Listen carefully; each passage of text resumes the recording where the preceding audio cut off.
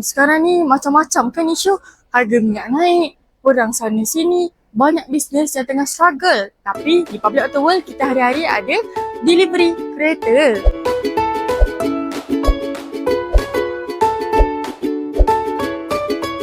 Okey, macam korang boleh tengok dekat belakang saya ni, kita juga ada car wash. Macam biasalah, kadang cuaca tak menentu. Hujan lah, panas lah, angin ribut, semua ada. Mesti kena tempias dekat kereta. So, kita akan memastikan kereta ni sentiasa bersih dan berkilat sebelum kita deliver dekat tuan-tuan dan perempuan. Kebanyakannya, kalau kereta baru masuk, mestilah condition ada yang cantik dan tak berapa nak cantik. Cala-cala ataupun cat dah pudar. Contoh dekat belakang saya ni, diorang tengah buat auto paint dan juga coverage. Mestilah kita nak deliver dekat korang kereta yang cantik, berkualiti dan nampak baru. Korang, macam saya cakap tadi, sebelum kita nak hantarkan kereta pada korang, mestilah kita kena memastikan kereta ni sentiasa sihat dan terjamin.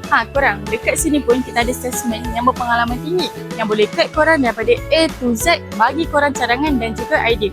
Sebab apa? Kita mementingkan kepuasan pelanggan.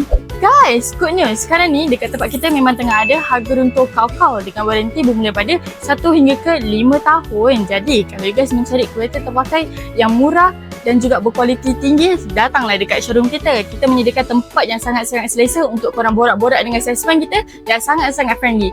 Jadi kita jumpa korang dekat sini. Bye-bye. Assalamualaikum.